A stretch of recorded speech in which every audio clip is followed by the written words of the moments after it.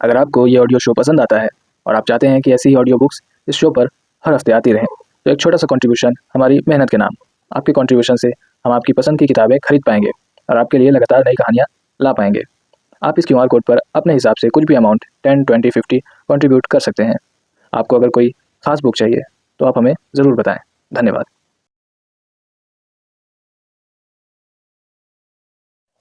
नमस्कार, स्वागत है आपका पढ़ा करो सुना करो में। मेरा नाम है एहतशाम रईस और आप सुन रहे हैं केदार से कैलाश तक, जिसे लिखा है लेखक दीपक ने। अध्याय 8। चूंकि ये एक रात का सफर था, हम चाहते थे कि हम अपने पैर फैलाएं और आराम करें, और ये बिस्तर उसके लिए एकदम सही थे। दोनों लड़कियों ने नीचे के बिस्तर ले लिए और कार्तिक और मैं ऊपरी बिस्तर पर कूद गए और जल्दी ही हम अर्ध नींद में थे। लगभग 11:30 बजे हमारे मोबाइल अलार्म ने हमें उस अर्ध नींद से जगा दिया। हम मुख्य बस स्टेशन पर गए, खाने के लिए कुछ चाय और हल्के नाश्ते का ऑर्डर दिया और उस जगह पर पहुंचे जहां हमारी बस पहले से ही खड़ी थी। ये एक आरामदायक 2x2 बस थी, जिसमें अंधेरी खिड़कियां, हल्के पर्दे और आराम करने वाली सीटें थीं। मैंने कंडक्टर को ढूंढा और हमारे टिकट दिखाए। ओह, तो आप ओंकारेश्वर जा रहे हैं? उसने पूछा। हाँ, मैंने कहा। देखो भाई, बस तुमको हाईवे पर छोड़ देगी और वहां से आपको ओंकारेश्वर जाने के लिए कोई अन्य बस या सार्वजनिक वाहन मिल जाएगा। हम वहां सुबह जल्दी पहुंच जाएंगे, इसलिए अपना सामान बस के ऊपर मत रखना। आप लोगों के पास वैसे भी बहुत कुछ सामान नहीं है, इसलिए इन शोल्डर बैग को अपनी सीटों के ऊपर रख लो और सभी यात्रियों के बैठने के बाद इन सूटकेस को गलियारे में रख दो। हमारा पहला स्टॉप ही ओंकारेश्वर है और ये बस इंदौर जा रही है, और मुझे नहीं लगता कि आपके अलावा कोई बीच में कहीं उतरेगा। लक्ष्मी और सुमन बैठ गई और सुमन ने विंडो सीट ले ली। हमने उनके पीछे वाली सीट ले ली और कार्तिक ने विंडो सीट ले ली, जिसका मतलब था कि लक्ष्मी मेरे सामने आगे की सीट पर बैठी थी। अभी कुछ महीने ही बीते थे जब हमने केदारनाथ के लिए यूपी रोडवेज की बस ली थी, जहां मैं आगे बाबा जी के साथ बैठा था और ये तीनों बस के पिछले हिस्से में कहीं बैठे थे। उसके बाद से बहुत कुछ बदल गया, खासकर मेरे लिए। लेकिन दो चीजें अब भी नहीं बदली थी। पहली तो मैं तब भी सुमन के साथ बैठना चाहता था, और अब भी। और दूसरा ये कि मैं तब भी अपने सहयात्री से बात करने के मूड में नहीं था, और अब भी नहीं हूँ। बस चल पड़ी और जल्दी ही ड्राइवर ने लाइट बंद कर दी ताकि यात्रियों को आसानी से नींद आ जाए। मैंने भी अपने बैक रेस्ट को अधिकतम रिक्लाइन स्थिति में ढकेल दिया। मैं अपने पैरों को भी आराम देना चाहता था, इसलिए मैंने जूते और मोजे उतार दिए और जिस सीट पर लक्ष्मी बैठी थी उस पर पैर रखने की कोशिश की। पैर टिक नहीं रहे थे, तो इसलिए मैंने अपने पैरों को उसके बैकरेस्ट और सीट के बीच के गैप में डाला और ठीक से टिकाने के लिए पैरों को आगे बढ़ाया। और अचानक मेरी उंगलियां उसके कूल्हों को छू गईं। वह मुड़ी और मैंने तुरंत अपने पैर पीछे खींच लिए और हाथ उठाकर माफी मांगी। उसने अपनी पलकें झपकी और मंद मंद मुस्कुरा दी, जिससे मुझे यह एहसास हुआ कि उसे इसमें कोई आपत्ति नहीं हुई। उसके इस रिएक्शन से मेरी शरारत को प्रोत्साहन मिला और लगभग 5-10 मिनट के बाद मैंने एक बार फिर अपने पैरों को उसकी जगह में डाला और जितना हो सका उतना आगे तक धकेला, ताकि मेरे पैर का आधा हिस्सा उसके नरम कूल्हों पर आराम से टिक जाए। इस बार वह ना तो पीछे मुड़ी और ना ही कोई प्रतिक्रिया दी। थोड़ी देर बाद मैंने उसे कुछ गुदगुदी का एहसास देने के लिए अपने पैर की उंगलियों को ऊपर नीचे किया। उसने फिर कोई प्रतिक्रिया नहीं दी। हमारे कूल्हे हमारे शरीर का सबसे कोमल हिस्सा है, जिसमें भगवान द्वारा प्रदान की गई अतिरिक्त परत होती है। महिलाओं का निचला भाग और भी आकर्षक होता है, क्योंकि इसमें कुछ यौन अपील, कल्पना और कामुकता होती है। तो मेरे पैर औरतों के जिस्म के दूसरे सबसे गुदगुदे हिस्से पर टिके हुए थे, और मैं वैसा ही रहना चाहता था। अपने दिल में एक सुखद एहसास के साथ मैंने उसी स्थिति में सोने की कोशिश की। थोड़ी देर बाद मुझे अपने पैरों के पास कुछ हिलता हुआ महसूस हुआ और मुझे जल्दी एहसास हुआ कि यह लक्ष्मी का हाथ है। उसने अपने हाथों को मेरे पैरों की जगह पर सरका दिया और मेरे पैरों के तलवों को हल्के से गुदगुदाया। मैं गुदगुदी के प्रति काफी असंवेदनशील हूँ, लेकिन क्योंकि ये अप्रत्याशित था और बिना किसी चेतावनी के मेरे पैर तुरंत थोड़ा पीछे हट गए और मैं हंस दिया। क्या हुआ?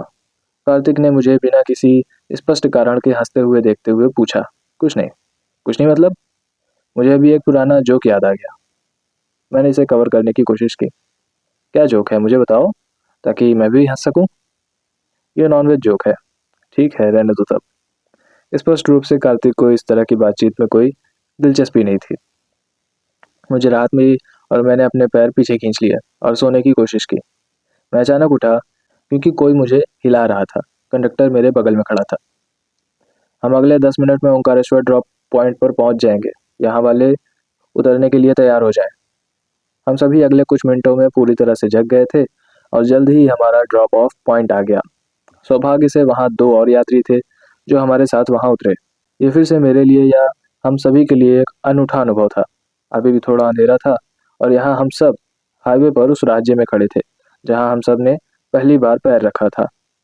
हम वहाँ कुछ देर स्थानीय बस के इंतज़ार में खड़े थे जो हमें ओंकारेश्वर शहर ले जाएंगी। हमें ज़्यादा देर तक इंतज़ार करने की ज़रूरत नहीं थी क्योंकि बस जल्दी ही आ गई थी। हम सब बस में चढ़े और बैठने के लिए कुछ खाली सीटें मिली। सफ़र ज़्यादा लंबा नहीं था और करीब 15 से 20 मिनट में हम ओंकारेश्वर बस स्टैंड पहुंच गए। जब हम वहां उतरे तो हमें नहीं पता था कि आगे क्या करना है। चलो आराम करने और दिन बिताने के लिए कोई जगह देखते हैं, कार्तिक ने कहा। कि आप यहाँ ओंकारेश्वर मंदिर के दर्शन के लिए आए हैं? एक अपरिचित आवाज़ ने पूछा। हमने मुड़कर देखा तो लगभग 20 से 25 साल का एक लड़का एक ठेला गाड़ी के साथ खड़ा था। हाँ, मैंने लगभग तुरंत कहा। ठीक है, फिर अपना सामान मेरी गाड़ी पर रख दो और मैं आप लोगों को वहां ले चलता हूँ, उसने कहा। लेकिन हम अभी अभी एक रात की लंबी यात्रा के बाद आए हैं। मैं पहले किसी होटल में रुकना चाहूंगी और उसके बाद ही दर्शन के लिए जाऊंगी, सुमन ने कहा। दीदी, आप जो कह रही हैं वह सही है, लेकिन समस्या केवल ये है कि दिन अभी निकला नहीं है और यहाँ कोई होटल नहीं है। ये वास्तव में घर हैं जो तीर्थयात्रियों के ठहरने के स्थान में बदल दिए गए हैं। इन जगहों के मालिक अभी नहीं उठे होंगे, इसलिए आपको यहाँ 2 घंटे इंतजार करना होगा, उसने सुमन को समझाया। इसके बजाय मैं आपको एक बेहतर सलाह देता हूँ। यहाँ होटलों के खुलने का इंतजार करने के बजाय आपको अभी मंदिर के दर्शन कर लेने चाहिए। ये सबसे अच्छा समय है। दिन अभी शुरू हुआ है, इस समय ज़्यादा भीड़ भाड़ भी नहीं होगी। लोग पवित्र नर्मदा नदी में स्नान भी कर सकते हैं और महिलाओं के लिए चेंजिंग रूम भी है। उसकी सलाह वास्तव में ठीक थी। हमने एक दूसरे को देखा और अपना सारा बैग उसकी ठेला गाड़ी पर रख दिया और उसके पीछे मंदिर के लिए चलने लगे। हम सभी ने एयरपोर्ट पर कई बार लगेज ट्रॉलियों का इस्तेमाल किया था। रेलवे स्टेशनों पर हमने कुलियों की भी मदद ली थी, लेकिन इस तरह की सब्जी वाली लकड़ी की ठेला गाड़ी पर सामान ले जाना और बाजार और कस्बे की सड़कों से गुजरना हम सभी के लिए एक बिल्कुल नया अनुभव था और हम निश्चित रूप से इसका आनंद ले रहे थे। दोनों लड़कियों की ये काफ़ी असामान्य और शायद थोड़ा शर्मनाक लग रहा था, इसलिए वे थोड़ा पीछे चल रही थी, लेकिन मैं और कार्तिक दोनों ठेला गाड़ी के साथ साथ चल रहे थे। हम बीच बीच में एक दूसरे को देखकर मंदिर तक जाते जाते मुस्कुराते रहे और फिर दूर से मैंने दोनों को देखा। सुरम में नर्मदा नदी, चट्टानी नदी, तल और पथरीले किनारों से गुजरती हुई और नदी के दूसरी ओर बड़ी चट्टानों में से एक पर दृढ़ता से खड़ा ओंकारेश्वर ज्योतिर्लिंग मंदिर। ये नर्मदा नदी का मेरा पहला दर्शन था। गंगा, नर्मदा, कावेरी, इन 3 नदियों में भारत का वर्णन आसानी से किया जा सकता है। भारतीय सभ्यता, इतिहास, संस्कृति और यहाँ तक कि इसकी अधिकांश राजनीति इन नदियों में निहित है। इसमें निहित है अंतहीन खुशी और कभी कभी कठिनाई और परेशानियां जो वे भारत के लोगों के लिए लाती हैं। मैं यमुना, गोदावरी, कृष्णा, ब्रह्मपुत्र, झेलम और कई अन्य नदियों के महत्व और गरिमा को कम नहीं कर रहा हूँ, जो भारत के असंख्य लोगों को आजीविका प्रदान करती हैं। हम बहुत भाग्यशाली हैं जो कि पृथ्वी के उस टुकड़े पर रहते हैं जहाँ पर कि यह पावन नदियाँ पूरे देश को लंबाई और चौड़ाई में काटती हैं और लोगों के जीवन का एक अमूल्य हिस्सा है। हमारी अपनी माँ या धरती माँ की तरह ये माँ जैसी नदियाँ एक महत्वपूर्ण आबादी का पोषण करती हैं और शायद यही कारण है कि हम अपनी नदियों को माँ के रूप में संबोधित करते हैं। इन नदियों में गंगा, नर्मदा और कावेरी का विशेष महत्व है, जबकि उत्तर में शक्तिशाली हिमालय और 3 समुद्र, दक्षिण पूर्व और पश्चिम में हिंद महासागर, बंगाल की खाड़ी और अरब की खाड़ी क्रमशः हमारी परिधि को परिभाषित करती हैं और विश्व एटलस में देश की सीमा बनाती हैं। लेकिन भारत की ये नदियाँ कहीं न कहीं प्राचीन भारत के मूल्य हिंदू राजवंशों, बौद्ध, जैन धर्म और दक्षिण भारत की द्रविड़ आबादी की संस्कृति की रक्षा के लिए भी जिम्मेदार है। हिमालय और समुद्रों ने हमें चारों तरफ से घेर रखा था और सुरक्षित रखा हुआ था, सिर्फ एक जगह को छोड़कर, जहाँ पर कि हिमालय की ऊंचाइयाँ और समुद्र की बाधाएं नहीं थी। और वह जगह थी वर्तमान पाकिस्तान और अफगानिस्तान। ये जगह हमारे लिए एक कमज़ोर कड़ी थी, और इसी कमज़ोर कड़ी का फ़ायदा उठाते हुए अधिकांश आक्रमणकारी जैसे कि फ़ारसी, तुर्कमेनिस्तान, ग्रीक और यूरोपी इस तरफ से आए। वे वर्तमान पश्चिमी उत्तर प्रदेश, पूर्वी राजस्थान और ऊपरी गुजरात तक हमारे क्षेत्र में आ सकते थे। लेकिन इससे आगे जाना उनके लिए दुर्गम था, क्योंकि इन नदियों ने मंगोलियाई, यूरोपी और मुस्लिम आक्रमणकारियों के लिए प्राकृतिक बाधा प्रदान कर रखी थी। ये आक्रमणकारी दक्षिण या उत्तरी और पूर्वी मैदानों में नहीं जा सकते थे, और इन नदियों ने उनको तब तक रोके रखा जब तक कि आधुनिक तकनीक से पुल बनाने का निर्माण कार्य आसान नहीं हो गया। ब्यास, विपाशा और गंगा ने सिकंदर से उत्तर और मध्य भारत के प्रांतों की रक्षा की, क्योंकि उसकी सेना ने इन शक्तिशाली नदियों को पार करने से इनकार कर दिया था। ब्यास उन नदियों में से एक थी जिसने सिकंदर के भारत पर आक्रमण, अधिकार और शासन पर लगाम लगा दी। सिकंदर की युद्ध से थकी सेना ने झेलम के तट पर बहादुर राजा पोरस का सामना किया और एक खूनी लड़ाई लड़ी, और उन्हें बहुत भारी जनहानि का सामना करना पड़ा, जिसने उनमें से अधिकांश के साहस को खत्म कर दिया। व्यास नदी को देखकर और गंगा नदी के बारे में सुनकर उसके सैनिकों के रहे सहे हौसले पस्त हो गए। उसके सैनिकों ने यहाँ ब्यास नदी पर विद्रोह कर दिया और आगे जाने से इनकार कर दिया। इसी तरह शक्तिशाली खिलजी और मुगल सेनाओं को नर्मदा ने अपने उत्तर के तट पर रोक दिया और दक्षिण भारत को बचाए रखा। नर्मदा एकमात्र ऐसी नदी है जो पूर्वी भारत से निकलती है और पश्चिम की ओर बहती हुई अरब सागर में मिल जाती है। ये एक दरार घाटी में बहने वाली नदी है, इसलिए नदी का तल पथरीला है, और नर्मदा को पार करना उस युग में बड़ी सेनाओं के लिए एक कठिन काम था, जिसमें दोनों तरफ करीबन खड़ी ढलान थी। किसी भी आक्रमणकारी सेना के लिए बिना आधुनिक तकनीक का उपयोग किए और बिना मजबूत पुल बनाए नदी को पार करना अत्यंत कठिन था। यदि किसी बड़े प्रयास से कोई सेना नर्मदा को पार कर लेती, तो उन्हें गोदावरी, कृष्णा और कावेरी का सामना करना पड़ता, जिन्होंने सदियों तक पश्चिमी घुसपैठियों से पांडवों और चोलों के राज्यों की रक्षा की। हम अपनी नदियों को माँ यूं ही नहीं कहते, वे एक समय में हमारा पालन पोषण और हमारी रक्षा दोनों करती हैं। मैंने गोमुख में गंगा के उद्गम स्थल से लेकर हरिद्वार, कानपुर, प्रयागराज, काशी, पटना और कोलकाता से होते हुए हुगली में उसके डेल्टा तक उसका अनुसरण किया है। मैंने इस नदी को लगभग किसी देवी की तरह पूजा है। जब मैं अपने जीवन के बाद के हिस्से में बेंगलोर में रहने लगा, तब मैं पहली बार कावेरी के बारे में थोड़ा और जान पाया। अधिकांश उत्तर भारतीय दक्षिण भारतीय संस्कृति, परंपरा, महत्व और कर्नाटक और तमिलनाडु की इस प्रमुख नदी की उथल पुथल से बेखबर हैं। कावेरी जल विवाद के कारण आज इस क्षेत्र के विकास और अस्तित्व में सही स्थान की तुलना में गलत कारणों से अधिक जानी जाती है। कोदावु की भूमि से निकलने वाली नदी मैसूर राज्य से होकर गुजरती है और कर्नाटक और तमिलनाडु के किसानों को जीवन रेखा प्रदान करती है। यद्यपि कावेरी गंगा और नर्मदा की तुलना में बहुत छोटी नदी है, फिर भी दक्षिण भारत के लोगों के लिए उसका वही महत्व और देवी जैसा आदर है। नर्मदा के बारे में मेरा प्रेम, सम्मान और ज्ञान बहुत नया था।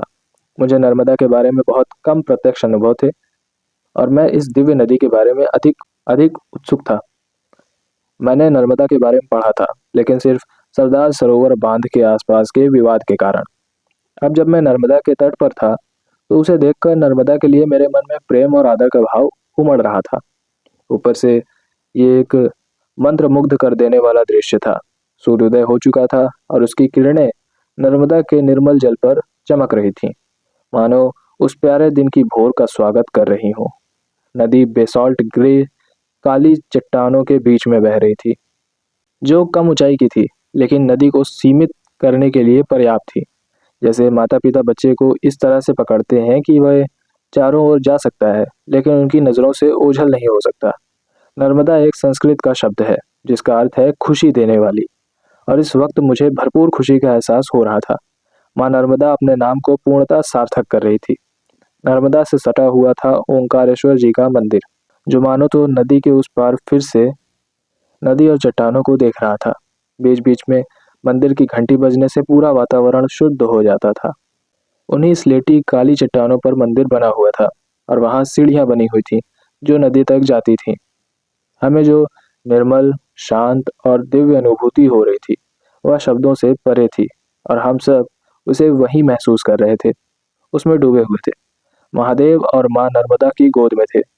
नदी और मंदिर एक दूसरे के करीब थे और मंदिर तक पहुंचने के लिए स्नान करने के बाद कुछ ही सीढ़ियां चढ़नी पड़ती थी। भैया, आप यहाँ कहीं भी स्नान कर सकते हैं और सीधे मंदिर जा सकते हैं, उसने कहा। पानी में कदम रखना उन तीनों के लिए पसंदीदा विषय नहीं था और नदी के बहते पानी में स्नान करना उनके लिए अकल्पनीय था। रौनक, हम यहाँ नहीं नहाएंगे, तुम अकेले ही जाओ, सुमन ने घोषणा की। कार्तिक, तुम? मैंने उससे पूछा। कार्तिक अनिश्चित था, लेकिन नदी और चट्टानों के प्रवाह को देखकर और व्यवहारिक रूप से कहीं से कोई सुरक्षा नहीं देखने के बाद वह भी पीछे हट गया। नहीं, तुम जाओ, उसने कहा। मैं थोड़ा हिचकिचा रहा था, नदी में प्रवेश करने के लिए नहीं, लेकिन मुझे दो लड़कियों के सामने नंगा होने में थोड़ी शर्मिंदगी महसूस हो रही थी। शनि शिंगणापुर मंदिर में ये अलग था। वह कम दृश्यता वाला रात का समय था। वहाँ एक नहाने की जगह थी जिसमें कुछ कवर था और मेरे साथ कार्तिक भी था। यहाँ दिन का पूरा उजाला था। मीलों तक एक बिल्कुल खुला क्षेत्र था और मुझे केवल अंडरवियर पहनकर अकेले ही जाना था। हम बिना नहाए मंदिर कैसे जा सकते हैं? सुमन ने कहा। दीदी जी, अपना चेहरा हाथ पैर अच्छी तरह से धो लें और थोड़ा सा पानी अपने सिर पर छिड़क लें और आप ओस की तरह पवित्र हो जाएंगे, हमारे नए दोस्त ने कहा। सुमन ने जवाब में अपना सिर झटक कर अपनी नामंजूरी व्यक्त की। ठीक है, आप मुझ पर विश्वास नहीं कर रही हो, लेकिन आपको पता है कि यहाँ पर नर्मदा के बारे में क्या कहा जाता है? लोग क्या मानते हैं? नहीं, तुम बताओ। पूरे भारत के लोग अपने पाप धोने के लिए गंगा नदी में जाते हैं। गंगा नदी को उन सभी तीर्थयात्रियों के पापों से भर जाने के बाद, जिन्हें उसने अशुद्ध किया था, खुद को शुद्ध करने की जरूरत होती है। वह उसके लिए कहाँ जाती है? रात के अंधेरे में जब उन्हें कोई नहीं देख रहा होता, गंगा नदी खुद नर्मदा में डुबकी लगाने के लिए आती हैं और उन सभी पापों को बहा देती हैं जो उनमें भरे हुए होते हैं। इस नदी के दर्शन मात्र से सारे पाप धुल जाते हैं और आप इस पर संदेह कर रही हैं? सुमन ने उसकी ओर मुस्कुरा कर देखा और उसे ये एहसास हुआ कि वह अभी भी उसकी बात को नहीं मान रही है। तो वह फिर बोला, क्या आप जानती हैं कि शालिग्राम क्या होता है? नहीं। शालिग्राम एक विशेष पत्थर है जिसका उपयोग सभी पुजारी करते हैं जब वे हमारे घरों में सत्यनारायण कथा की पूजा करते हैं। वे शालिग्राम कहाँ पाए जाते हैं? यहाँ, इस नर्मदा नदी में। हमारे यहाँ एक बहुत लोकप्रिय कहावत है, नर्मदा के कंकड़ उठे तो शंकर। जिस नदी में गंगा को निर्मल करने की शक्ति है, जो विष्णु और शिव के रूप में पवित्रतम पत्थरों का निर्माण करती है, वह निश्चित रूप से अपनी कुछ बूंदों से आपको शुद्ध कर सकती है। उसके तर्क और सहायक कहानियां अकाट्य थीं। सुमन और लक्ष्मी दोनों ने निश्चय किया कि जहां औरतों के स्नान का स्थान है, वहां से थोड़ा आगे जाकर अपना मुंह हाथ पैर धोएंगी। हो सके तो कपड़े बदलकर कुछ देर में यहीं मिलेंगी। वे ठेले से अपना थैला उठाकर महिला स्नानागार की ओर चल पड़ी। उनके जाते ही मैं कपड़े उतारकर नर्मदा के शीतल स्फूर्तिदायक और ऊर्जावान जल में कूद गया। गंगा सफाई और शालिग्राम की कथा सुनने के बाद मेरे लिए भी ये कोई साधारण नदी नहीं थी और यहाँ ओंकारेश्वर में स्नान करना कोई साधारण अनुभव नहीं था। मैं ऐसे नहीं नहाया जैसे कि मैं स्विमिंग पूल में मौज मस्ती करते हुए नहाता था, बल्कि मन में पवित्रता, सम्मान और कार्यों में शालीनता के साथ स्नान किया। कार्तिक ने भी हाथ पैर और मुंह धोकर शुरुआत की, लेकिन शायद ये कहानी सुनने के बाद इतना प्रेरित हो गया या फिर इतना भीग गया कि उसने भी नदी में डुबकी लगा ली। वह नदी के अंदर नहीं गया और पहली या दूसरी सीढ़ी पर ही नहाया। जब सुमन और लक्ष्मी वापस आए तो मैंने उन्हें उत्तेजित और नए कपड़े पहने हुए देखा। हमने भी नर्मदा नदी में नहाया। इसने हमें जो बताया उसे सुनने के बाद हम यहाँ इस पावन नदी में नहाना कैसे छोड़ देते? लक्ष्मी ने हाथ ठेले वाले की ओर इशारा करते हुए उत्साह से कहा, जो मुस्कुरा भी रहा था। हम सभी ज्योतिर्लिंग दर्शन के लिए बहुत उत्साहित और बिल्कुल तैयार थे। रात के सफर की थकान बिल्कुल मिट चुकी थी। नर्मदा का जादू हम पर काम कर गया था और हम घोड़े की तरह सीढ़ियों पर सरपट दौड़ने और मंदिर तक पहुंचने के लिए तैयार थे। पास की दुकान से पूजा की थाली लेकर हम सब सीधे मंदिर की ओर चल पड़े, क्योंकि मंदिर चट्टानों पर बना हुआ था। इसमें कोई बड़े आंगन या परिधि की विलासिता नहीं थी। हमारे ठेले वाले की बात बिल्कुल सही थी, क्योंकि भक्तों की ज्यादा भीड़ नहीं थी। हम जल्दी ही गर्भगृह के अंदर पहुंच गए। अब तक जितने भी ज्योतिर्लिंग मंदिरों में मैंने देखा, उनमें से एक विशेषता यह थी कि शिवलिंग बहुत बड़ा नहीं था और यहाँ भी ऐसा ही था। भक्त नर्मदा नदी के पानी, दूध और बेल पत्रों के निरंतर प्रवाह के साथ एक सरल लेकिन सुंदर शिवलिंग की पूजा कर रहे थे। हमने हमेशा की तरह ज्योतिर्लिंग को प्रणाम किया और सुमन ने पूजा की सारी सामग्री मूर्ति को अर्पित कर दी। पुजारी ने लिंगम से एक माला ली और उसे प्रसाद के रूप में सौंप दिया और हम सभी को चंदन का तिलक लगाया। हमने फिर से प्रणाम किया, ज्योतिर्लिंगम पर एक और नज़र डाली और अत्यधिक संतुष्टि के साथ बाहर आ गए। हमने एक दूसरे को देखा और अपनी यात्रा के चौथे ज्योतिर्लिंग के सफल दर्शन पर बहुत हर्षित थे। मैं तुम सबको अपने घर की एक प्रथा के बारे में बताना चाहता हूँ। जब हम किसी बड़े या महत्वपूर्ण मंदिर के दर्शन के लिए जाते हैं, तो दर्शन के बाद हम बड़ों के पैर छूते हैं और उनका आशीर्वाद भी लेते हैं। मैंने कहा। उन सभी ने मुझे कुछ हैरानी से देखा। मुझे लगता है कि हमें यहाँ भी ऐसा ही करना चाहिए। जो छोटे हैं वह बड़ों के पांव छूकर उनसे आशीर्वाद लें। मैंने अपने चेहरे पर एक बड़ी मुस्कान के साथ लक्ष्मी की ओर देखा और उसकी चुटकी लेते हुए कहा। वह समझ गई कि मैं उसे चिढ़ा रहा हूँ। देखिए महाशय, यदि आप उस प्रथा को याद कर कुछ मिस कर रहे हैं, तो मैं आपसे बड़ा दिखने के लिए एक ऊंची चट्टान पर खड़ी हो सकती हूँ और आप मेरे पैर छू सकते हैं और पूरी तरह से संतुष्ट महसूस कर सकते हैं। उसने तुरंत जवाब दिया। कार्तिक ने उसके सर पर हाथ फेरा और कहा, ठीक है, हम सब मानते हैं कि आप हम में सबसे बड़ी हो और हम सब आपके चरण स्पर्श करेंगे। चलो अब चलते हैं, खाने और आराम करने के लिए कोई जगह तलाशते हैं। हम अपने ठेला गाड़ी वाले के पास गए और वह बड़ी लगन से हमारा इंतजार कर रहा था। वह हमें देखकर मुस्कुराया और बोला, मैंने आपसे कहा था कि आपको किसी की ज़रूरत नहीं है। भगवान सहज और मुफ्त दर्शन देते हैं। चलिए अब वापस बस स्टैंड की तरफ चलते हैं, जहां हम आपके ठहरने के लिए कोई जगह ढूंढेंगे। हम सब वापस शहर की तरफ चल दिए, जो अब शोर शराबे के साथ पूरी तरह से जाग चुका था। एक घर से लगा हुआ होटल पास में ही मिल गया, जहां पर कि हमने हर बार की तरह 2 कमरे लिए और अपने अपने कमरे में चले गए। बिस्तर देखते ही मैं उस पर धड़ाम से गिर पड़ा। मैंने देखा कि कार्तिक पूरी तरह से जाग रहा था और कोई किताब पढ़ रहा था। तुम सोए नहीं? मैंने पूछा। मैं सोया, लेकिन केवल झपकी ली, उसने जवाब दिया। क्या दोनों लड़कियां भी जाग रही हैं? मैंने पूछा। नहीं, वे गहरी नींद में हैं। मैंने अभी उनके कमरे में झांका था, उसने कहा। अब हम क्या करें? चलो बाहर चलते हैं और शहर का पता लगाते हैं और खुद में स्फूर्ति लाने के लिए चाय पीते हैं। हम तैयार हुए और चुपचाप होटल से बाहर आ गए। हमें नहीं पता था कि कहाँ जाना है, इसलिए हम फिर से मंदिर के रास्ते की ओर चल पड़े। रास्ते में कई दुकानें थीं। इनमें से कुछ दुकानों में ठंडाई भी बिक रही थी। कार्तिक, तुम खुद में स्फूर्ति लाना चाहते थे। तुमको पता है ये क्या है? मैंने कार्तिक से पूछा। दूध या ऐसा ही कुछ लगता है, उसने कहा। ये ठंडाई है और इसमें थोड़ी भांग डालने के बाद ये रेडबुल से ज़्यादा स्फूर्ति ला देती है। आदमी बहुत ऊर्जावान हो जाता है, मैंने हंसते हुए कहा। चलो आज भांग ट्राई करते हैं, कार्तिक ने कहा। मुझे लगभग विश्वास नहीं हुआ कि वह क्या कह रहा है। मुझे कार्तिक से ये उम्मीद नहीं थी कि वह इतना बोल्ड होगा। Are you sure? मैंने पूछा। बिल्कुल। देखो रौनक, मैंने भांग के बारे में बहुत सुना है, लेकिन कभी इसे लेने का मौका नहीं मिला और आज बहुत बढ़िया मौका मिला है। दोनों लड़कियां सो रही हैं, हमको कहीं जाने की जल्दी नहीं है, रात में ट्रैवल नहीं करना है, हमारे पास पूरे दिन का वक्त है। मैंने सुना है कि भांग का नशा अनप्रिडिक्टेबल होता है। आप बता नहीं सकते कि कब क्या आपको हिट करेगा। तो चलते हैं, भांग लेते हैं और कहीं पर यहीं आसपास जाकर आराम से बैठ जाएंगे। फिर थोड़ी देर बाद जब ठीक हो जाएगा तो वापस कमरे में चलेंगे, दोनों लड़कियों के पास। क्या बोलते हो? उसकी बात में दम था। वह कोई भी बात गलत नहीं बोल रहा था। मैं कहना नहीं चाहता था, लेकिन मैंने भी इससे पहले कभी भांग नहीं पी थी, तो मेरे लिए भी ये एक नया मौका था। ठीक है, आज भांग से अपना शुद्धिकरण करते हैं, मैंने कहा। मैं दुकान के मालिक के पास गया, जो ठंडाई बेच रहा था, और सीधे पूछा, भांग कहाँ मिलेगी? मुझे थोड़ा डर था कि कहीं वह जवाब ना दे, लेकिन यह उनके लिए एक सामान्य प्रश्न था, जो कि बहुत से लोग उससे पूछते होंगे।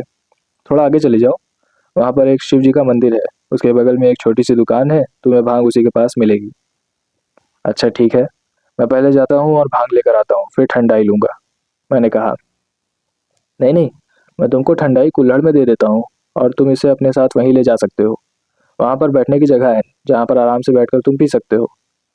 हमने उससे ठंडाई के कुल्हड़ के 2 गिलास लिए और मंदिर की ओर चल पड़े। ये एक बहुत छोटा सा मंदिर था, लेकिन आश्चर्यजनक रूप से भीड़ थी। मंदिर के अंदर नहीं बल्कि बाहर कई साधु नशेड़ी इधर उधर बैठे थे और चरस गांजा या भांग पी रहे थे। इत्तेफाक से हम सही जगह पर आ गए थे। क्या लगता है, कि ये आदमी हमें भांग देगा? कार्तिक ने पूछा। जाहिर है। वो अब थोड़ा घबरा रहा था। मैं इसके लिए पूछूंगा और ऐसा दिखावा करूंगा जैसे मैंने इसे पहले भी लिया है, मैंने कहा।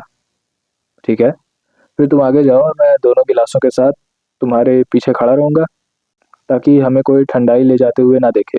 ठीक है, तुम यहीं रुको। मैं दुकान पर गया और दुकान के मालिक से पूछा, भांग मिलेगी? उसने मेरी तरफ देखा और पूछा, सूखी या गीली? मैं स्तब्ध रह गया। मुझे भांग के बारे में कुछ नहीं पता था, सिवाय इसके कि इसे आमतौर पर ठंडाई के साथ लिया जाता है। मैंने उसे खाली चेहरे से देखा। वह मुस्कुराया और पूछा, यहीं खाओगे या घर ले जाओगे? इसे यहाँ ठंडाई के साथ खाएंगे। मैंने कार्तिक की ओर इशारा किया जो अपनी आस्तीन के नीचे ठंडाई के गिलास को छिपाने की कोशिश कर रहा था। भांग की पत्तियां होती हैं जिन्हें पीसकर पेस्ट बनाया जाता है, जिसे ठंडाई के साथ खाया जाता है, उसने बताया। ये पहली बार है जब हम भांग खाएंगे। कृपया बताएं कि इसे कैसे खाना है। मैंने स्वीकार किया। ठीक है, अपने दोस्त को यहाँ बुलाओ और प्रतीक्षा करो, उसने मुझसे कहा।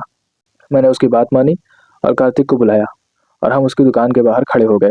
वह अंदर गया और अपनी हथेली में किसी चीज़ के दो छोटे छोटे गोले लेकर वापस आया। ये गोले बड़े बड़े कंचों की तरह थे, जिनसे बच्चे खेलते थे। एक एक लो और ठंडाई के साथ ऐसे निगलो जैसे कि तुम दवाई लेते हो, फिर धीरे धीरे ठंडाई पी लो। मैंने उससे दोनों भांग के गोले लिए और चारों ओर देखा। मैंने एक छोटा सा पेड़ देखा और हम उस पेड़ के नीचे पेड़ के तने पर पीठ टिकाकर बैठ गए।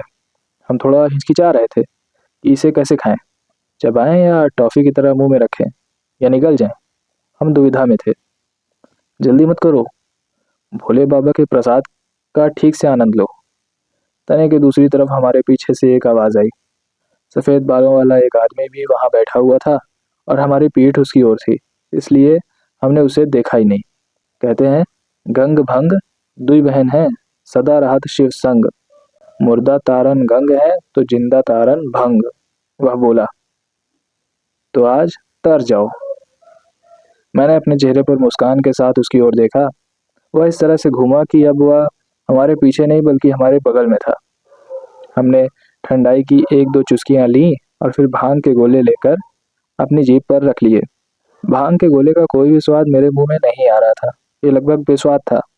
फिर हमने गिलास से मुंह भर ठंडाई पी और भांग के गोले अपने गले से नीचे उतार लिए। हमने थोड़ा इंतजार किया और फिर धीरे धीरे ठंडाई के कुछ घूंट लिए। मैं कुछ सनसनी होने की उम्मीद कर रहा था। जब हम दारू पीते हैं तो एक दो ड्रिंक के बाद ये अपना असर दिखाना शुरू कर देती है, लेकिन मुझे या कार्तिक को कुछ नहीं हो रहा था। वो आदमी हमारी दुविधा को समझ गया और बोला, इतनी जल्दी कुछ होने की उम्मीद मत करो। भांग को शरीर के अंदर असर करने में कुछ घंटे लगते हैं, फिर उसके बाद ये अपना कमाल दिखाएगी। वह थोड़ा और हमारी तरफ घूम गया। अच्छा चलो, ये बताओ कि तुम लोगों ने ओमकारेश्वर ज्योतिर्लिंग के दर्शन कर लिए? हाँ, हमने सवेरे ही कर लिए थे। ओम ओम ओम, उसने जोर से कहा। मैंने कुछ दिलचस्पी से उसकी ओर देखा और मेरी आंखों में एक सवाल था। मुझे नहीं पता कि लोग बार बार ओम क्यों कहते हैं।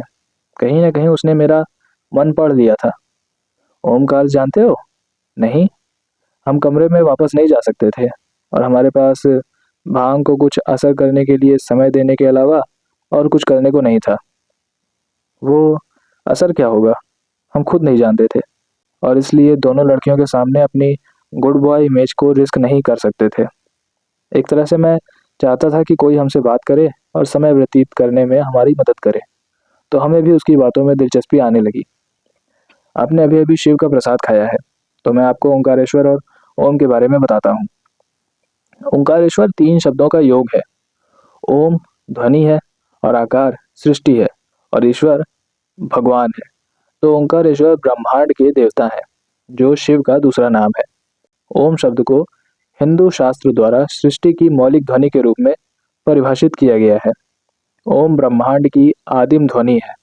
यह ब्रह्मांड का मूल कंपन है।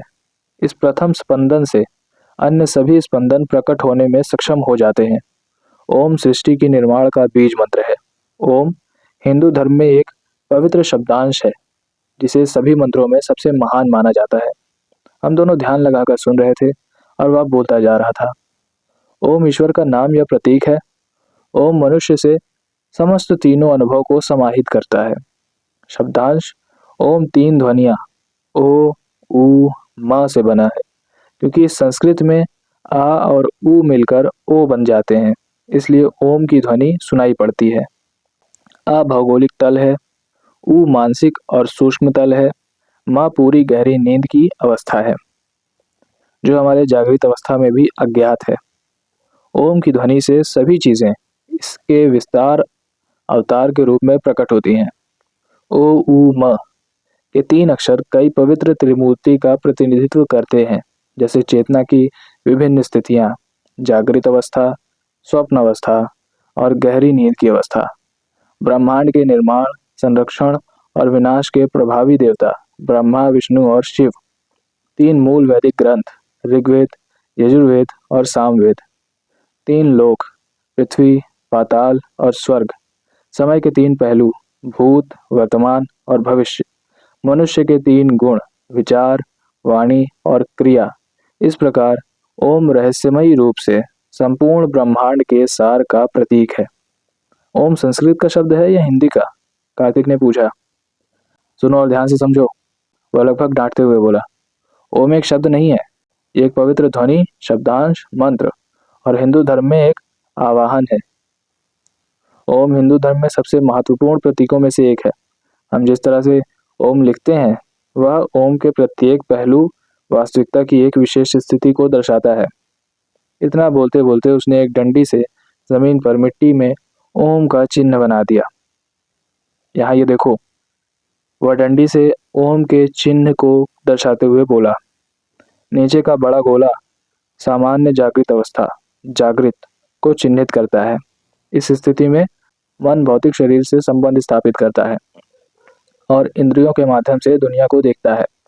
ऊपर का छोटा गोला अचेतन अवस्था या गहरी नींद को इंगित करता है। यह पूरी तरह से बेहोशी की अवस्था है, जिसमें आप गहरी स्वप्नहीन नींद में होते हो और आप शारीरिक और मानसिक दोनों गतिविधियों से अनभिज्ञ हो जाते हो। बीच का गोला जो पीछे की तरफ है, स्वप्न अवस्था को दर्शाता है। स्वप्न अवस्था गहरी नींद और जागृत अवस्था के बीच होती है, जहाँ व्यक्ति अवचेतन की खोज करता है। आपकी चेतना अंदर की ओर मुड़ी हुई है, क्योंकि आपके भय, आशाएं और इच्छाएं एक काल्पनिक दुनिया में प्रकट होती हैं। ऊपर की बिंदी आत्मज्ञान का प्रतीक है। इस अवस्था में एक व्यक्ति निरपेक्षता के साथ सामंजस्य स्थापित करता है, ये पहचानते हुए कि सारी सृष्टि आत्मा से बनी है और उस समानता के माध्यम से एकजुट है। ये अवस्था सांसारिक इंद्रियों से परे है और केवल आध्यात्मिक ऊर्जा के साथ जुड़कर ही प्राप्त की जा सकती है। इस बिंदी के नीचे जो आधा चंद्रमा के आकार का है, वह माया है, जो तीनों गोलों को बिंदु से अलग करता है।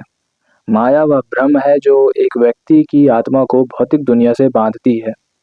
ओम का जाप करने से व्यक्ति भौतिक चेतना के तीन वक्रों को पार कर सकता है और आत्मज्ञान के बिंदु को प्राप्त कर सकता है। इतना सब बताकर वह चुप हो गया और उसने मुड़कर हमारी ओर देखा। मुझे विश्वास नहीं हो रहा था। एक साधारण दिखने वाला ओम के चिन्ह का इतना गहरा अर्थ था। वह शायद सबसे छोटा शब्द है जिसका हम उपयोग करते हैं, और उसमें सबसे बड़ी ब्रह्मांडी रचना सन्निहित है। आप इसके बारे में इतना कैसे जानते हैं? मैंने पूछ लिया। मैं भारत के धार्मिक प्रतीकों का विद्वान हूँ, उसने उत्तर दिया और उठ खड़ा हुआ। यहाँ कुछ देर और रुके रहना, क्योंकि अब भांग कभी भी चढ़ेगी, उन्होंने मुस्कुराते हुए कहा और फिर जाते जाते बोले, शंकरम मंगलम। मैं भी उनकी ओर देखकर मुस्कुराया और दोनों हाथ जोड़कर प्रणाम किया और कहा, ठीक है। जब वह व्यक्ति चला गया तो कार्तिक ने मेरी ओर देखा और कहा, हमारा देश हर नुक्कड़ पर शिक्षाविदों और विद्वानों से भरा हुआ है। मैं उससे पूरी तरह सहमत था और उसके समर्थन में सिर हिलाया। कार्तिक, तुम भी ऐसे ही एक विद्वान हो और मैं वास्तव में तुम्हारी तारीफ करता हूँ, मैंने कहा। कार्तिक ने मुझे आश्चर्य से देखा और कहा, धन्यवाद। लगता है तुम पर भांग का असर होने लगा है। नहीं, मैं वही कह रहा हूँ जो सच है। तुम उन लोगों में से हो जो प्रौद्योगिकी के निर्माण में हमारी मदद कर रहे हैं और हमें ज्ञात सीमाओं से परे ले जा रहे हैं। मेरी तरफ देखो, मैं सॉफ्टवेयर कुली से ज़्यादा कुछ भी नहीं हूँ जो किसी और का बोझ ढो रहा है। अमेरिका की किसी अमीर कंपनी में काम करने वाले किसी अमीर आदमी का। मैं भारत के लिए कोई वास्तविक योगदान नहीं दे रहा हूँ, ऐसा नहीं है। तुम हमारे द्वारा विकसित तकनीक को व्यवहारिक उपयोग में ला रहे हो। तुम देश को अमूल्य विदेशी मुद्रा प्राप्त करने में मदद कर रहे हो। ताकि मेरे जैसे लोग काम कर सकें। मैंने अपना हाथ बढ़ाया और हम दोनों एक दूसरे के गले लग गए। पता नहीं ये कार्तिक के साथ मेरा पहला दिल से दिल का जुड़ाव या भांग का असर था। मैं शायद भांग के बहाव में था और मेरे दिमाग में कुछ और कौंध गया। कार्तिक और सुमन कितने करीब हैं, मैं इसके बारे में जानना चाहता था, लेकिन कभी सीधे पूछने की हिम्मत नहीं हुई। तो जब तुम बैंगलोर में होते हो तो तुम और सुमन कितनी बार मिलते हो? मैंने पूछा। अक्सर ही मिलते हैं, उसने आकस्मिक उत्तर दिया। अक्सर मतलब? लगभग हर हफ्ते। ऑफिस में या घर पर? उसका घर मेरे घर से बहुत दूर है, इसलिए हम आमतौर पर ऑफिस के बाद बाहर मिलते हैं। हमारे ऑफिस पास में है और तुम तो जानते हो कि बैंगलोर में शाम बड़ी अच्छी होती है, इसलिए शाम को मिलना मज़ेदार होता है। उसने मुस्कुराते हुए और आसमान की ओर देखते हुए कहा, जैसे वह उसके साथ अपनी कुछ मुलाकातों के शानदार पलों को याद कर रहा हो। कार्तिक मेरे सवालों का बड़ी आसानी से जवाब दे रहा था, लेकिन हर जवाब के साथ मेरी खुद की भावनाएं असहज हो रही थीं। शुक्र है कि कार्तिक और सुमन दोनों ही दारू नहीं पीते। इसका मतलब पब में भी नहीं जाते होंगे। मैंने ये सोचकर अपने दिल को तसल्ली दी।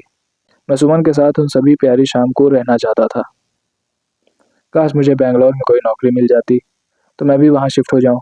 मैंने कहा, ये बहुत अच्छा होगा। हम साथ में बहुत अच्छा समय बिताएंगे। हाँ, देखते हैं ऐसा कब होता है। वास्तव में मैं ये चाहता हूँ। रौनक, जब हम अगले ज्योतिर्लिंग के दर्शन करें तो तुमको शिव जी से यह वरदान मांग लेना चाहिए। उसने मुस्कुराते हुए कहा। मैं भी मुस्कुराया और दूसरी तरफ देखा और सोचा, अरे पगले, अगर मुझे वरदान ही मांगना होगा तो मैं बैंगलोर में ट्रांसफर का क्यों मांगूंगा, बल्कि मैं तो सीधे सुमन को ही मांग लूंगा।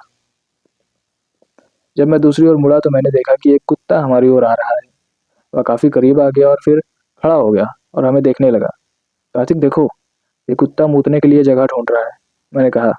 हाँ, ऐसा लगता है वह हम पर मूतने का लक्ष्य बना रहा है, उसने कहा।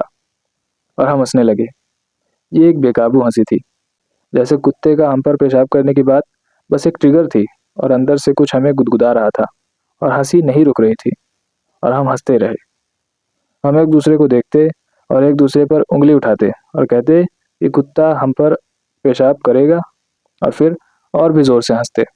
फिर हम फिर एक दूसरे को देखते और कहते कि रुक जाओ वरना लोग समझेंगे कि हम पागल हैं, और फिर और भी ज्यादा हंसते। अब हम बिना वजह हंस रहे थे क्योंकि वहाँ कोई कुत्ता नहीं था। वह बहुत पहले हमें पागलों की तरह हंसता देखकर भाग गया, लेकिन हमारी हंसी चलती रही। कुछ अजनबी लोग हमारे पास से गुजरते हमें देखकर मुस्कुराते, उन्हें मुस्कुराते देखकर हम और जोर से हंसते। बिना किसी कारण की ये ठहाके वाली हंसी कुछ 10-15 मिनट तक चलती रही।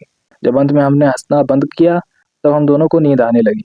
हम जहाँ बैठे थे वहीं पर थोड़ा सा नीचे और सरक गए, जिससे कि हम जमीन पर पूरी तरह से सपाट लेट गए और अपनी आंखें मूंद ली।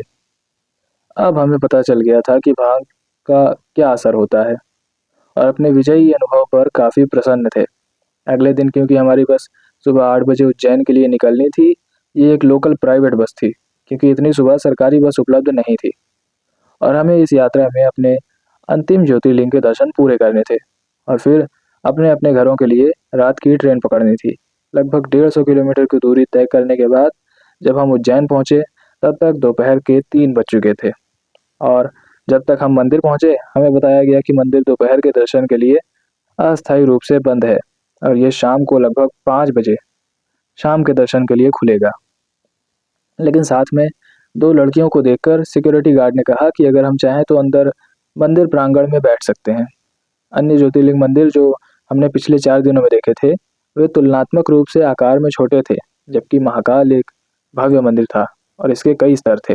सामान्य दिनों में भी यहाँ भीड़ रहती है। इसे देखते हुए कतार को संभालने के लिए रस्सी और बल्लियों से लाइनें बनाने की विस्तृत व्यवस्था की गई थी। हमने वह सब पार किया और अब गर्भगृह की ओर जाना चाहते थे, लेकिन इसके बजाय किसी तरह एक स्तर पर पहुंच गए जहां मुख्य मंदिर के चारों ओर एक गैलरी चल रही थी। गैलरी में एक जगह पर लक्ष्मी, जो हमसे कुछ कदम आगे चल रही थी, अचानक रुक गई और पूरी विस्मय से नीचे देखने लगी। मंदिर की एक दीवार का खिड़की या झरोखा जैसा कुछ खुला हुआ था और यहाँ से ज्योतिर्लिंग पूरी तरह से दिखाई दे रहा था, हालांकि दूर से।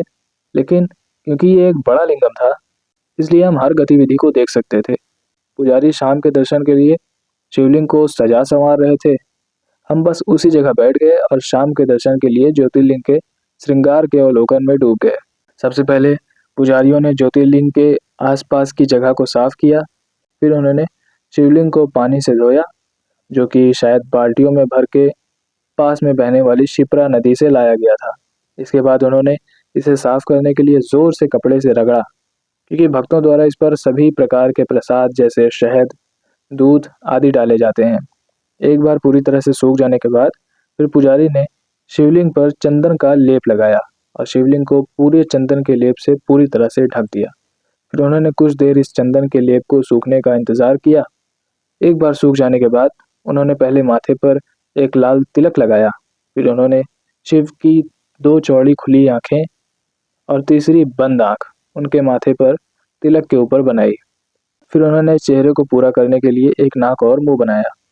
तत्पश्चात उन्होंने एक फूल की माला ली और उसे शिवलिंग के ऊपर पगड़ी पहने हुए लिंगम का आभास देते हुए रख दिया। और फिर उन्होंने लिंगम के आधार को ढकते हुए फूलों का एक मोटा घेरा बना दिया। फिर उन्होंने आसपास धूप बत्ती जला दी और ज्योतिर्लिंग शाम के दर्शन के लिए तैयार था। हम पूरे प्रक्रिया को देखते हुए मंत्रमुग्ध हो गए। हमने ऐसा ना पहले कभी महसूस किया था और पता नहीं कि बाद में ऐसा कब महसूस करेंगे।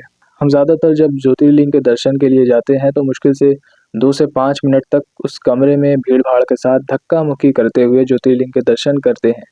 लेकिन ये एहसास तो कुछ ऐसा था जैसे आप भगवान के साथ एक कमरे में थे और उनको सजता संवरता देख रहे थे।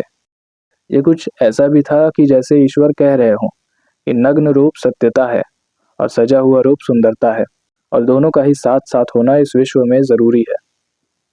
कुछ पल आपके जीवन में हमेशा आपकी यादों में रहते हैं। एक पत्थर को भगवान के रूप में बदलते देखने का ये पल, कुछ बोधिसत्व, कुछ सत्यता, कुछ आत्मज्ञान की तरह था। और ये पल मेरे जीवन में हमेशा मेरे साथ रहा। भक्ति भाव से भरे हृदय से हम अपने स्थान से उठे खड़े हुए। मंदिर अब पूरी तरह से खुल चुका था, इसलिए हम भक्तों की कतार में शामिल हो गए, जो हर हर महादेव का जाप कर रहे थे। कतार में सुमन मेरे पीछे थी। मैंने मुड़कर पूछा, सुमन, तुमने अपनी पूजा की थाली नहीं ली? क्या मैं बाहर जाकर तुम्हारे लिए ले आऊं? उसने ना में बस अपना सर हिलाया और अपनी आंखें मूंद ली और अपने बाएं स्तन को 3 बार हल्के से थपथपाया, जिसका अर्थ था कि उसे थाली की आवश्यकता नहीं है। भगवान अब उसके दिल में है। नम आंखें, गहरी कृतज्ञता, आधा झुका हुआ सिर, वो वास्तव में आत्मज्ञान की स्थिति में थी। जल्द ही हम गर्भगृह के अंदर थे। जिस ज्योतिर्लिंग को हमने कपड़े पहनते और सजते हुए देखा वह अब हमारे सामने था। ये समान रूप से बड़े आधार वाला एक बड़ा लिंगम था। अन्य ज्योतिर्लिंगों की तरह या जमीनी स्तर पर या उससे थोड़ा नीचे था। जिस कमरे में ज्योतिर्लिंग विराजमान था वह चांदी से जगमगा रहा था। हमने ज्योतिर्लिंग के सामने माथा टेका और पंडित जी से आशीर्वाद लिया। शाम का समय था और सूरज डूब चुका था। क्योंकि हमारी गाड़ी रात में थी और हमारे पास वक्त था, तो हमने डिसाइड किया कि हम थोड़ी देर नदी के किनारे चलकर बैठेंगे। नदी ज़्यादा दूर नहीं थी और हम आराम से धीरे धीरे पैदल चलते हुए वहां पहुंच गए। मैं जिन बड़ी नदियों को देखने का आदी था उनकी तुलना में ये बहुत छोटी नदी थी। पानी इतना कम गति से बह रहा था कि ऐसा लग रहा था कि पानी ठहरा हुआ है। हमें एक सीमेंट का चबूतरा दिखा और हम वहीं जाकर आराम से नदी को निहारते हुए बैठ गए। किसी ने किसी को कुछ भी नहीं कहा और हम चुपचाप नदी की ओर देखते बैठे रहे। दिल में एक संतुष्टि का भाव था, या कहिए अविश्वास था कि हमने इतने कम समय में इतना सब कुछ उपलब्ध कर लिया था। एक और दूसरा आभास हम लोगों के मन में गहराई ले रहा था कि हमारा ये सफ़र ख़त्म होने वाला है। हमने एक दूसरे के साथ खूब अच्छा समय बिताया, खूब हंसे, खूब घूमे, खूब देखा और एक दूसरे को और शायद अपने आप को भी एक नए पहलू में जाना। ये यादगार साथ साथ वक्त ख़त्म होने वाला था।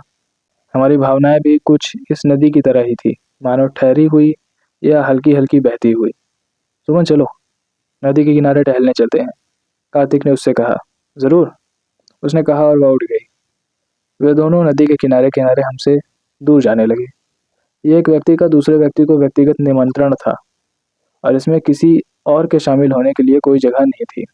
इसलिए मैं और लक्ष्मी वहीं बैठे रहे। मुझे अपने इस साथ बिताए गए समय की बहुत याद आएगी, मैंने बात छेड़ते हुए कहा। हाँ, मुझे भी, उसने जवाब दिया। लक्ष्मी, मुझे कुछ पूछना है। जब हम औरंगाबाद से बस में चढ़े थे और मैं तुम्हारे पीछे बैठा था तो मैंने अपना पैर तुम्हारी सीट के बीच में रखा था। और तुम्हें छुआ तो तुम अचानक बहुत डर गई और घबरा के पीछे मुड़ी थी। मुझे ऐसा लगा कि जैसे मुझे पीटने वाली हो, लेकिन दूसरी बार तुमने ज़रा सा भी विरोध नहीं किया। मैं दोनों विपरीत प्रतिक्रियाओं के बारे में थोड़ा भ्रमित हूँ। बोलने से पहले उसने कुछ देर मेरी आंखों में देखा। जब मैं छोटी थी तो मैं अपने मम्मी पापा के साथ एक लोकल बस में कहीं से अपने घर आ रही थी, और जैसे तुम मेरी सीट के पीछे बैठे थे, वैसे ही कोई बदतमीज़ आदमी बैठा था। और सफ़र शुरू होते ही जैसे तुमने अपना पैर सीट के बीच में फंसाया था, उसने भी फंसाया था। लेकिन उस कमीने ने इतनी ज़ोर से मेरे कूल्हों पर पैर घुसाया कि मुझे बहुत दर्द हुआ, और वह हरामज़ादा पूरे 2 घंटे तक वैसे ही बैठा रहा और मैं वैसे ही दर्द सहती रही। मैं बहुत छोटी थी और ना मेरी हिम्मत हुई कि मैं अपने मम्मी-पापा को बता सकूँ, और ना ही मेरी हिम्मत हुई थी कि मैं मुड़ के उस हरामी को डाँट सकूँ। ये याद मेरे दिमाग में हमेशा एक डर की तरह बैठी हुई थी। तो जब उस दिन तुमने अपना पैर लगाया तो वही कड़वी याद अचानक मेरे दिमाग में कौंध गई, और मैंने तपाक से पीछे मुड़कर देखा। मैंने पहली बार लक्ष्मी को इतनी गालियाँ देते हुए सुना था, और इस बात से मुझे ये एहसास हुआ कि वह वास्तव में कितनी दर्द से गुज़री होगी। ओह! आई एम रियली सॉरी, मुझे माफ़ करना, मुझे वास्तव में खेद है। मैंने कहा, नहीं, तुम्हें सॉरी फ़ील करने की कोई ज़रूरत नहीं है। एक्चुअली जब तुमने दूसरी बार अपना पैर वहाँ पर रखा तो मुझे अच्छा लगा। एक और बात बताऊँ? एक तरह से तुमने अच्छा किया, क्योंकि वह दूसरी बार जो पैर तुमने रखा था और वह एहसास जो मुझे हुआ, अब वह मेरे साथ रहेगा। और इस तरह पहली वाली दर्दनाक याद दूसरी वाली प्यारी याद के साथ घुल गई। पहली वाली दर्दनाक याद को दूसरी वाली प्यारी याद से मिटाने के लिए मैं तुम्हें थैंक यू बोलती हूँ, उसने कहा और सीधे मेरी तरफ देखा। थोड़ी देर बाद उसने कहा, वैसे मुझे पसंद आया जो तुमने दूसरी बार किया था। मुझे भी, मैंने कहा। अब उसकी आंखों में देखने की बारी मेरी थी। सुमन और कार्तिक के वापस आने से पहले हमने कुछ और देर तक बात की। वह दोनों अपनी इस निजी नदी के किनारे के सफ़र से खुश और संतुष्ट दिख रहे थे, और मैं इस बात को लेकर उतना ही दुखी और असंतुष्ट था। जल्दी ही हमारे लिए अपनी ट्रेन पकड़ने जाने का समय हो गया, तो हमने स्टेशन की ओर अपना रुख किया। उनकी ट्रेन पहले जाने वाली थी और मेरी रात को बाद में। क्या तुम लोगों को चाय पीने का मन है? मैंने इंतज़ार करते हुए उनसे पूछा। कार्तिक ने उन दोनों लड़कियों की तरफ देखा जिन्होंने कोई उत्साह नहीं दिखाया। नहीं, तुम चाहो तो पी सकते हो, उसने कहा। चिंता मत करो, मैं तुम्हारी ट्रेन के जाने के बाद ले लूँगा। मेरे पास बिताने के लिए और 2 घंटे हैं, मैंने जवाब दिया। हाँ, फिर तुम शांति से दोनों पी सकते हो, चाय और सिगरेट, सुमन ने मुस्कुराते हुए कहा। वह दिमाग को कितनी अच्छी तरह पढ़ सकती है, क्योंकि ठीक यही मेरे दिमाग में था। थोड़ी देर बाद उनकी ट्रेन आ गई और हमने सारा सामान उनकी सीटों के नीचे रख दिया। ये अलविदा कहने का समय था। रौनक, इस अद्भुत यात्रा में हमारे साथ रहने के लिए धन्यवाद, कार्तिक ने कहा। देखो दोस्त, शायद मुझे तुम लोगों का धन्यवाद करना चाहिए, इस बदलाव वाली यात्रा के लिए, इस परिवर्तन के लिए। कौन सा बदलाव, कैसा परिवर्तन? 1 साल पहले मैं यह सोच भी नहीं सकता था कि मैं किसी ऐसे ट्रिप पर जाऊंगा जिसका कि प्रमुख उद्देश्य मंदिर जाना होगा। 6 महीने पहले तो मुझे ज्योतिर्लिंग होते हैं ऐसी किसी बात का पता भी नहीं था, और आज देखो, मैं तुम लोगों के कारण ज्योतिर्लिंग की यात्रा पर निकला हुआ हूँ। ये बदलाव है, ये परिवर्तन है, ये मेरा बदलाव है, और ये मुझ में परिवर्तन है। आप तीनों मेरी बदलाव की यात्रा के कारण हैं। तो हमने आपको एक बेहतर इंसान बना दिया है, लक्ष्मी ने मुझ पर ताना मारते हुए कहा। मैंने बेहतर या बुरा इंसान नहीं कहा, मैंने बस इतना कहा कि मैं एक बदला हुआ इंसान हो गया हूँ। ये समय ही बताएगा कि ये बेहतर के लिए था या नहीं। लक्ष्मी, क्या तुमने उन टी शर्ट पर लिखा नहीं देखा? मैं बुद्धिमान पैदाइशी था, शिक्षा ने मुझे बर्बाद कर दिया। रौनक अभी भी उसी अवस्था में है। वह अपनी साहसिक यात्राओं में खुश था, हमने उसे धार्मिक यात्राओं से बर्बाद कर दिया, कार्तिक ने कहा। हम सब जोर से हंसे। हमने एक दूसरे को गले लगाया और मैं नीचे उतर गया, और जल्द ही उनकी ट्रेन ने उड़ान भरी और मेरे हाथ लहराते रहे जब तक कि ट्रेन की आखिरी बोगी प्लेटफॉर्म से अच्छी तरह से पार नहीं हो गई। सुमन 6 दिन शुद्ध आनंद और खुशी बिताने के बाद चली गई, और मैं एक पेड़ की तरह जड़ हो गया था जिसमें हिलने की ताकत नहीं थी। कुछ देर बाद, कुछ ताकत हासिल करने के बाद, मैंने अपना सामान उठाया और पास की चाय की दुकान पर चला गया। मैंने चाय मांगी और एक सिगरेट सुलगाई। हैरानी की बात थी कि मेरी सिगरेट कम हो चुकी थी, और उस भांग कांड के बाद ये पहली थी। मैंने कहीं पढ़ा था, दूर दूर की यात्रा करते हुए मैं बस किसी दिन और किसी के कहीं पर मिलने के लिए तरस रहा हूँ, जो किसी तरह से मेरा पूरा जीवन बदल सकती है। मैं अब ठीक उसी अवस्था में था। लेकिन ये नहीं जानता था कि मुझे कितनी देर और कितनी दूर जाना है, और वहाँ क्या और कौन मेरा इंतज़ार कर रहा था। खैर, कुछ देर बाद मेरी गाड़ी आ गई और मैं उस पर आराम से लद कर दिल्ली के लिए रवाना हो गया।